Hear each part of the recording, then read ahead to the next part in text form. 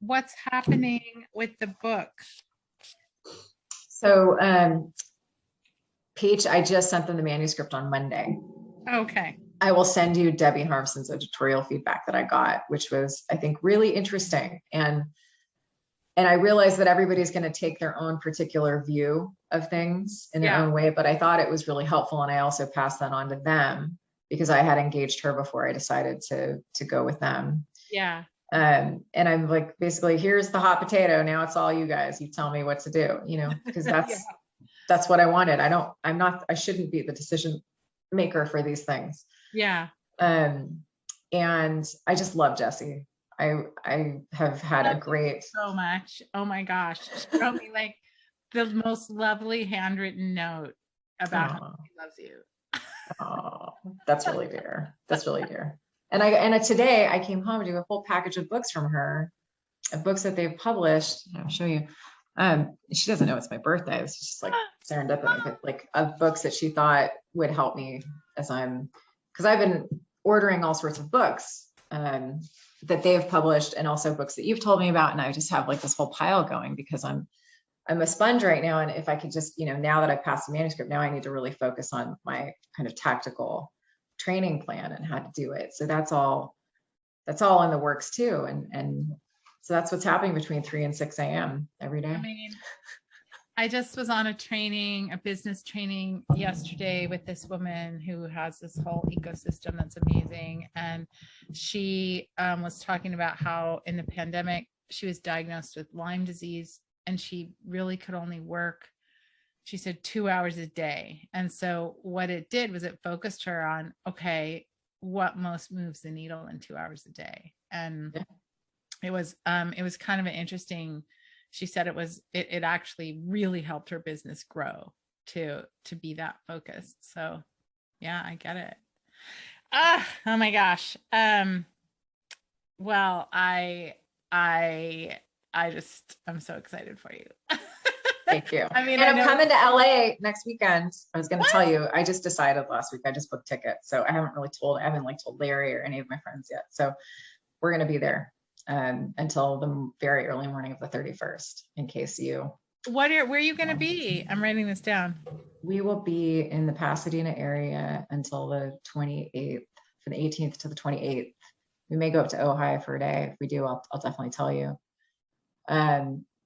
We usually go and spend a night so we can spend time with Larry and Kathy. Yeah. And then we'll go down to San Diego for a couple nights, and then we'll come back.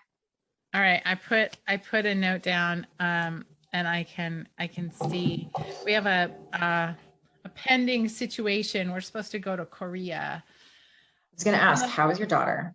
Yeah, we're supposed to go on that. She's great. But they locked the country down. So we have tickets to go on the 27th, but we can't get, we have to get a quarantine exemption and they're not letting foreigners have them. So there's a chance that we have to go to the consulate in LA. So we're kind of on hold for that. But if we have to do that, we could come see you. Yeah.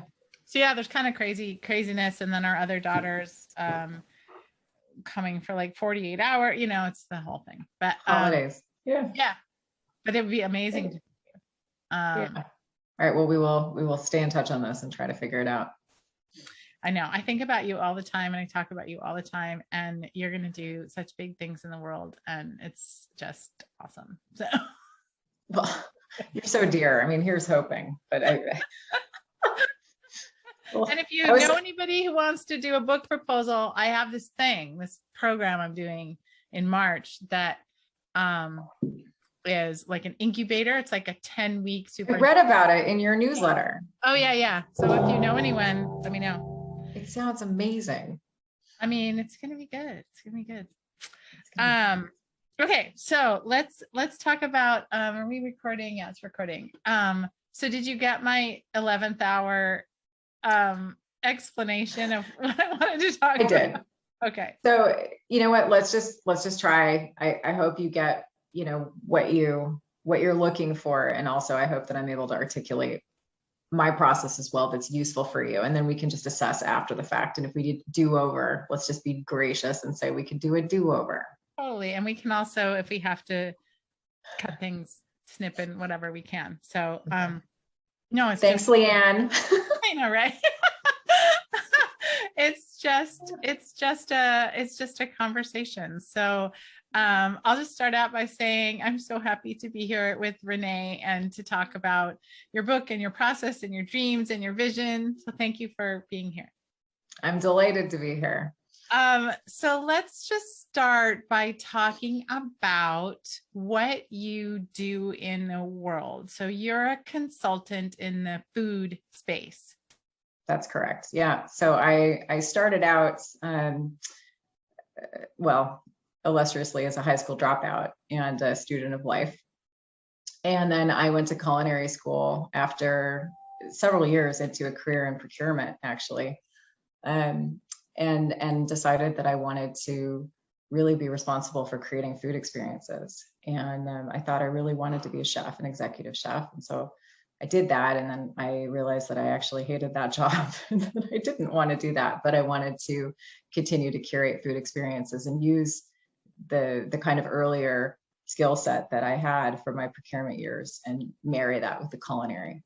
And so I had a really interesting career working for all sorts of different global food brands and helping them develop their food and beverage platforms. And then I was very fortunate that I was able to start my own business and started taking on clients who kind of were big dreamers like me, who wanted to change the world through food and create, all sorts of accessible, delicious, nutritious offerings that, weren't necessarily readily available at a price point that was approachable. And so that's kind of where I focused my time and in my firm. And it's been a wonderful, completely unplanned and graciously accepted experience over the last many decades. So, yeah. And are you comfortable sharing some of the places where you were leading the food, where you were head of food? Sure, yeah. So Le Pain Quotidien, back in the day, we were operating 150 restaurants in 19 countries, and I was overseeing the food and beverage for their master franchise. So all of their brand standards and menu offering and traveling all over the world, making sure that there was brand compliance and, all the things that you think about when you go to McDonald's and you want to see that same Big Mac everywhere and that kind of thing. And it's crazy how complicated that it can actually be.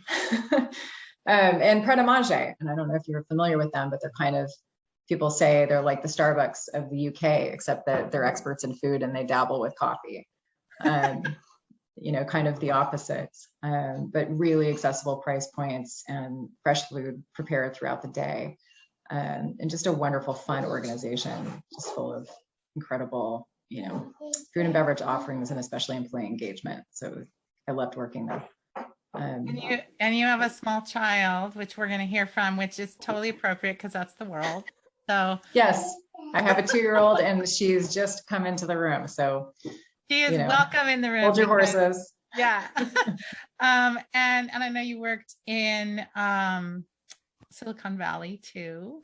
That's correct. Yeah. So I had the opportunity at a particular stage in my career to oversee the food for a food tech startup called Sprig. And it was basically a Silicon Valley darling where they come say hi.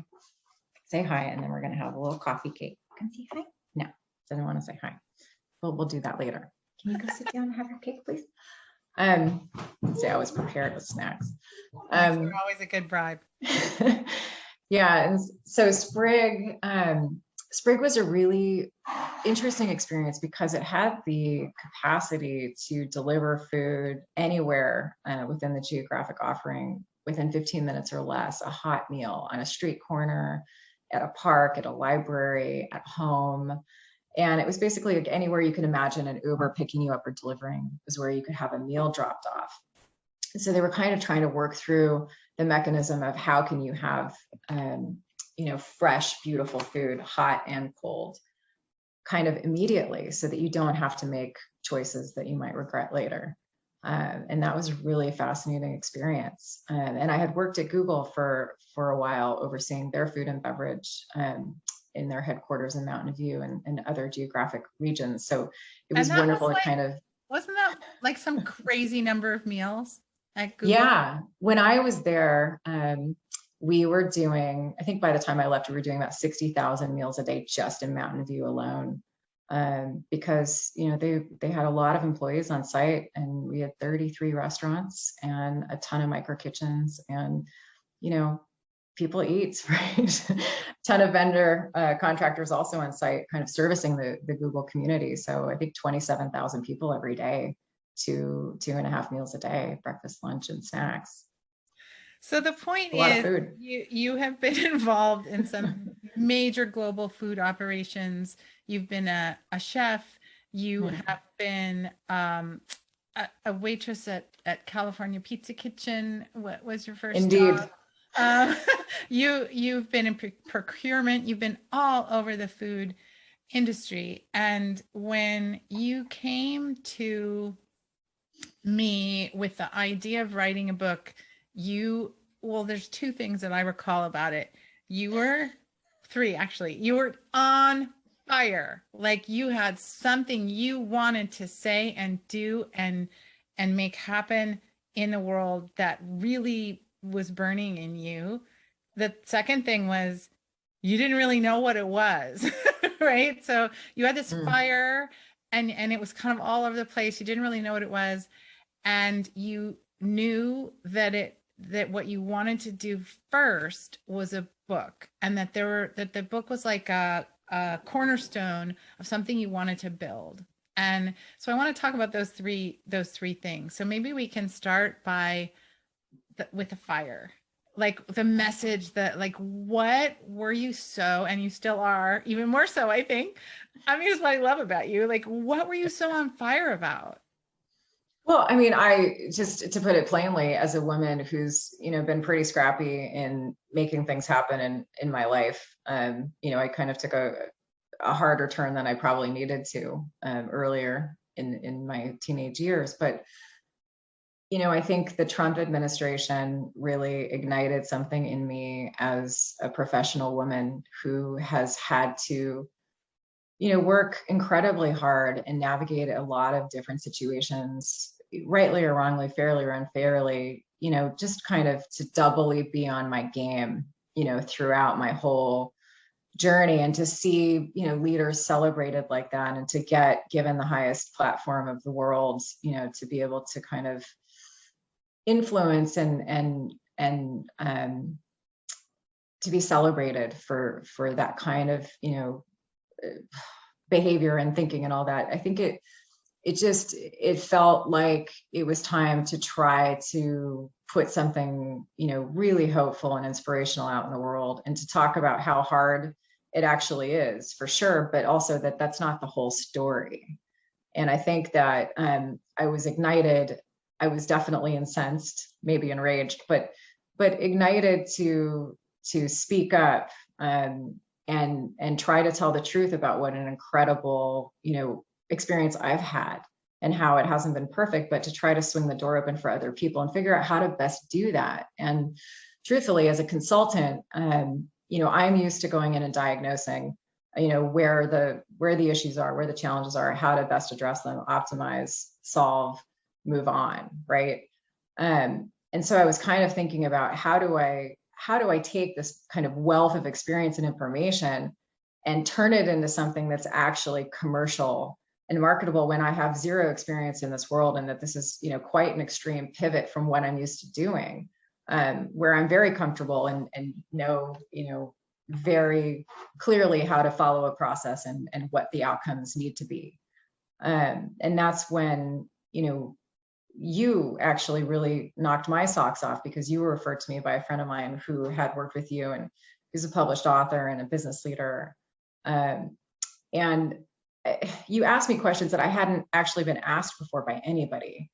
And you made me think, you know, it's a weird thing to be in your 40s and to be suddenly confronted with, what's your dream career? And, to have a real coach who's really looking out for you personally and specifically and confidentially and safely, so that you can actually allow yourself a minute to think about these things and to say, actually, wait a minute, why do I want that? And actually what's underneath that? And so that's a very long-winded way to kind of make a concise point of, the fire that I had was situational, but it was just a peak of a lifelong journey, and wanting to share, the good and the bad and the ugly, but also for a purpose, for a reason, which was that this has been the joy of my life. And it's been hard. I mean, I got every curse word in the world for you about this, but it has been the joy of my life. And I want others to know that and to have that opportunity too. So you talked from the beginning about wanting a love letter to the food industry, and you just used the phrase swing open the door. And you mean for women, you mean for minorities and people of color, you mean for people who may not have a traditional education or be suited to a traditional education. What you're saying is that the food world is wide with opportunity. And that's what you wanted to make and to do. And to tell people that people who lead in food are not people who have these polished backgrounds with these particular educations. I mean, of course they exist within the framework, but 2/3 of Americans have never graduated college. And that is not a discussed, conversation out in the world. And I think food is one of those unique places where you can earn your way into leadership. And that should be the conversation, not it's all crappy jobs, with dead end opportunities, and you'll never achieve anything in this industry, which seems to be kind of favorite conversations, wildly untrue. And I want to change that. Yeah. So you have this fire, you have this idea to write a book. You're an obvious world-class expert in what you're an expert in, but you didn't know anything about. I can make a good sandwich. Right? And a really good chicken soup. Oh my gosh. Your chicken soup changed my life. But so then the question is, what do we do with that fire? How do we make it into something that you can build upon and put in the world and be proud of? And that work of wrestling that idea into shape, I mean, that's where my joy comes. I stinking love it. And I love working with someone like you who has big ideas and big dreams and big thoughts, but we really wrestled that material. Like, that's the word I think of. I mean, I love it, but from your perspective, what was that experience like? It's painful in moments, right? Because you don't have the expertise, you don't have the vision, and that, we speak the same language, but actually we're looking at it from very different places. And what I loved about you is that I just had so much confidence in you and your process. And I was so wanting to defer and just to put it all out there. I mean, I know you loved my big spreadsheet, and the way that you'd probably tell people about that. But, I'm somebody who likes to try to be organized and try to create space for the different thoughts that I think are important and impactful, and not lose them, because I'm also somebody who's at an age where if I don't write it down, it may be lost forever. And I think that you were willing to take on this insane smattering of thinking and to shape it into something that you took your expertise with. You knew exactly, how to mold this and you're a truth teller. You have the saying, clear as kind. You are very direct in a really gentle but also thoughtful way. And I think I can imagine it's hard for you to navigate some tough conversations that way. And I take feedback sometimes, of course it hurts. And sometimes it's like, I need to hear this because I want it to be the best it can be. And I know that I'm not the one who should be making these decisions, that I have to take this in mind and make something really shine from this. And so I think all of that to say that I felt lucky that I could defer to you in a lot of moments where I didn't know and feel like I was getting a really good answer directionally, to then move forward and come back to you with something, hopefully much more impactful. Yeah, I mean, and what you're talking about is big structural decisions and moves. How much content do you cover in one book? Who is it for exactly? The audience this book could be for is vast, and you had some very particular ideas about wanting to speak to a very broad range of people in the food world, and wanting to have impactful conversations all over. So that's what we were working on, is what goes in here, what are the boundaries, what are the edges, who is it for, how many stories, what kinds of stories, whose stories, and then of course the recipes and the hilarious bits about your own life, and what is the, I mean, to use a cooking metaphor, I often use this actually before I met you even. It's like, okay, Nate, you want to make a cake, but do you want to make a chocolate cake, or do you want, that's going to be for a birthday party, or do you want to make a chocolate cake that's going to be for the end of a glamorous meal, or do you want to make a cake for tea, or do you want to make, like, you have to know what kind of cake you're going to make before you start putting ingredients in, right? So that's kind of what we were doing. And I could talk to you about process forever, but I want to move to the third part, which is what this was all in service of. So you're now where we're speaking now, you're at the point where you have a publishing partner. Your book is going to come out within X number of months. We don't know what X is, but it's a number of months. And you are now planning for that launch and that life in which you have this book. And so from where we sit now, thinking about what does this book do for you? Like, you use that phrase, open the door, swing the door. What do you say? Yeah. Swing open? Swing the door wide open. Swing the door. I love it. Swing the door wide open. So like, here's this book. It's going to swing the door wide open. What does that look like? What does it mean? What do you want to, like, what do you envision this book? People often come to me and say, well, the question is usually, what's the ROI of writing a book and investing in, all this help? And to me, what ROI really should stand for is return, ripples of impact. That's a term from another of my clients. What are the ripples of impact? Because it's not, the book is usually not the money maker. The book is the impact maker. And you have visions for courses and events and retreats, and like changing an industry through your messaging, and all kinds of things on which rest on this book. So what does it look like to stand on the precipice of all that?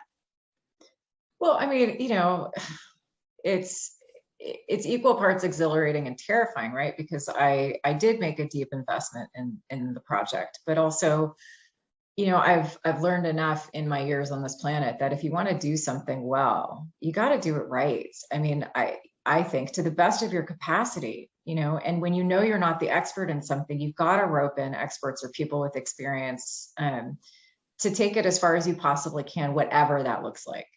And I think it's really important to set yourself up for potential success that way.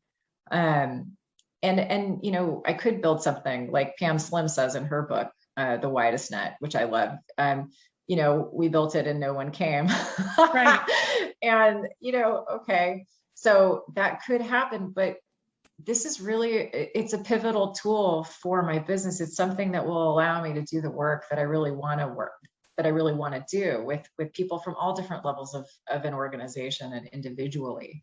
And it's such a great way to kind of pull all the thoughts and ideas together to be able to branch out and do all the things that I'm really looking forward to kind of putting in place. And I think it's a season of life for me where everything I'm doing is really purpose driven, and it's just, and I feel very grateful to be able to say that now. But I've had some interesting conversations and meetings and client meetings and even publishing meetings that you're aware of where, it's come up that, I'm really interested in working with people that I want to work with in this stage of life, in this season of life. And And the book is such a great way to create the gateway into having the conversations with people that I feel like need to know this messaging and to have this hope and have this inspiration and to understand that they themselves have the power to make it happen.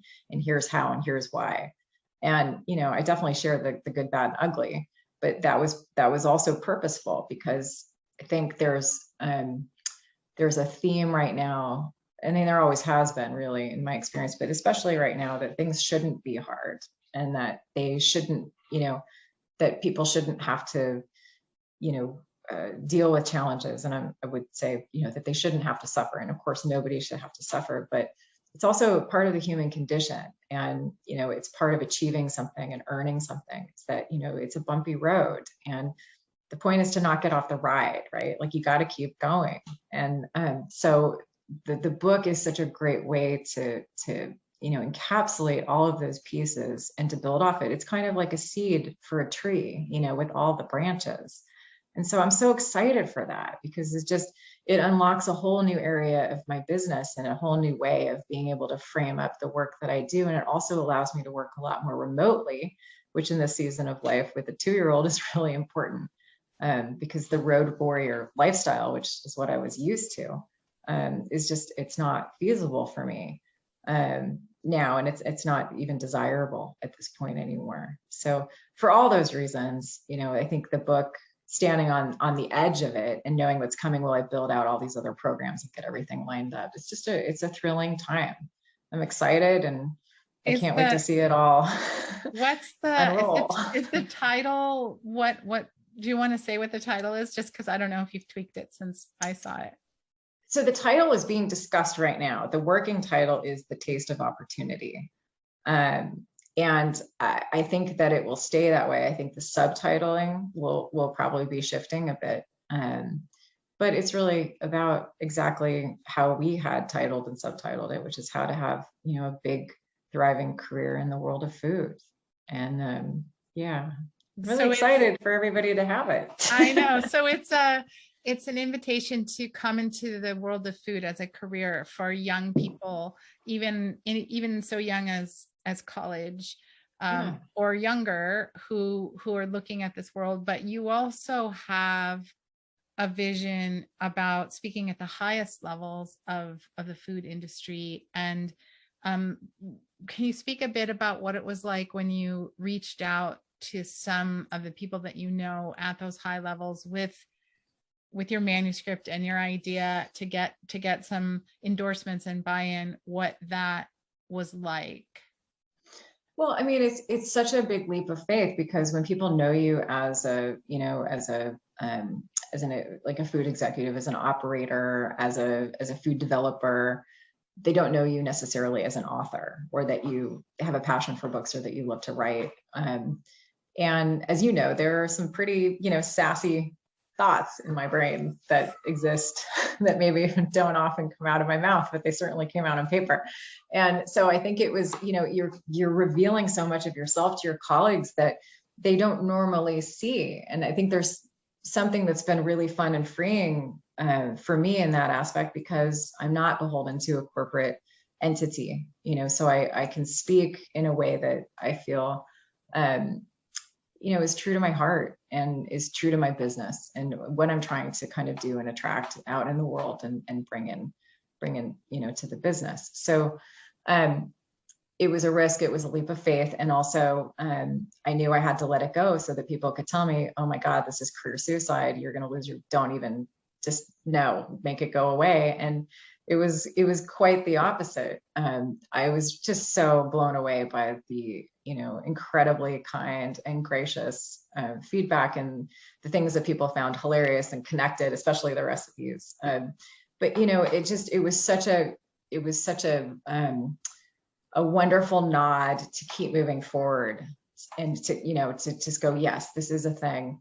This is going to do well in the world because it's going to mean something to somebody, and somebody will pass this on to somebody who's struggling or somebody who doesn't know what they're looking for, or why can't they move ahead, and what do they need to unlock, and hopefully it will provide, you know, some comfort and some ideas and let people know they're not alone, and to find the way. And so So there were a lot of components to kind of unleashing it into the world in a quiet way, but it was really a sweet moment for me in my career to get the feedback that I have and the endorsements. People really said this is so needed. Yeah, well, it's just a wild thing to think about. There just isn't a resource like this available that speaks to the food world. You know, a lot of business people read business books. A lot of people who went to college, MBAs, you know, there's always these incredible books that are going around with the management topics at the moment. But there isn't one targeted for the food industry, which is just wild. It's the third largest industry in our country. It's $1 trillion industry. You know, it's, why is there no book? So now there will be an option anyway. And, you know, there are always these beautiful books, these, you know, kind of angsty chef memoirs, these like coming into yourself stories. There's all these like food novels and memoirs and stories, but not necessarily about like the meat and potatoes of building a career. And so I'm excited to kind of offer a piece to the puzzle for that, and hopefully unlock a lot of other people starting to write books and knocking your door down and saying, actually. So when you imagine holding the book in your hand and the day when it's actually here, what would be a mark of success for you? Like where would you be appearing or speaking, or what would be happening? Maybe it's a smaller thing than that, but what would be where you know you've made the impact you want to make? What would that look like? You know, for me, honestly, it's seeing it in the people, in their faces when you're talking to somebody and you're telling a story and seeing things resonate and land. It was one of my favorite things about being like a large workforce manager. I just loved talking to people. And so there are these wonderful programs all over the country that literally act as gateway programs where people learn culinary skills, and then they get matched up with organizations, and, you know, hopefully they end up with a full-time job and all of that. And success to me means going into those places, you know, all the time, and being able to speak to them and have an open door so that I can talk to people about, you know, their experiences and help them, you know, see what's possible in their own lives, in their own careers, and to think that, yes, they should chase their dreams because they are achievable here. So that's what I want to do as soon as I have my hands on this little hot potato, is, you know, to really start kind of driving home the conversations in those types of programs. And it's just, for me, really a passion project, and where I get my energy and my fuel from. And I would say even before that, I already felt like I hit this, and I sent you a note about this a while ago, but, you know, landing a literary agent for me and sending the materials out of my inbox, you know, and out of my little bubble of the project, that it was just it was beyond a bucket list to be able to write a book and to write something hopefully that will, you know, help somebody else. It was just, that was the moment for me. Everything else after that, all of these things to look forward to, is just, it's all the cherry on top, you know. I'm excited. I'm like a kid in a candy store. I love it. Well, I want to respect that your daughter needs to have her coffee cake, and that you've been buying this time for me, and to let you go. But just thank you for sharing that. And I can't wait to see what happens. And it feels like you've captured that fire that I saw in the very beginning, and bundled it in this thing that's a book. And we'll see what happens. I know, right? I can't wait to see what happens. Thank you. Stay tuned for part 2. Yes, definitely. Thank you so much, Jenny. Bye. Bye, dear. All right, we can be done, and you can actually go. That was like perfect. Was it okay, or was it too informal? I mean, I don't know what to do. No, it was amazing. It's exactly what I wanted. Truly. Okay. Perfect. I love it. And I love you. And just let me know all the things, because I'm constantly here. Well, do you want to see Debbie Harmson's feedback? It's like 12, 13 pages. I don't know if that's interesting for you or not. Her editorial letter that she sent. I would be happy to. She spent surprisingly a chunk of time about the proposal and the positioning of the book and the audience versus customer and all that stuff, which I was surprised about, because I didn't think that she was going to focus on that. And I still don't really know why, but maybe it was just book sales and Amazon positioning. I'm not sure, but Yeah. it was helpful, and it made me think a lot about things. So I'll forward it over to you, and you can check it out. So yeah, it'll be interesting to see what the page 2 folks suggest or do or what have you. Yeah, I have my first call with them on Monday, and then I think the 18th of January is when I'm supposed to get the manuscript back after they've kind of decided what needs doing. Well, you'll have a busy time. Yeah. We'll see what happens. In the meanwhile, I'm like, oh my gosh, I got to get these course curriculums, all built out and all the stuff. So it's just a race. I love it. To line everything up. I'm so Well, happy to see you. I know, and I'm right there doing the same work. It's just we just grab it while we're here, right? While we're alive. But everything going well for you? I'm sure business is booming. It just must be. Yeah, it's why I'm doing this this incubator, is to try to move in that direction of really leaning on these coaches I've trained, and I'm excited about it. I think it's going to be really fun. So that's so great. Yeah, there's just a lot. I just have a lot. It's all of my own doing, but I like it that way. I finally come to terms with that. Yeah. But I mean, you shouldn't have to, feel like you have to even do something differently. Like if it's how you love spending your time, then oh my God, that's what it's all about, right? I know, it's so good. It's so good. Well, we will connect soon. All right. Sounds good, Jenny. Bye. Take care. Bye.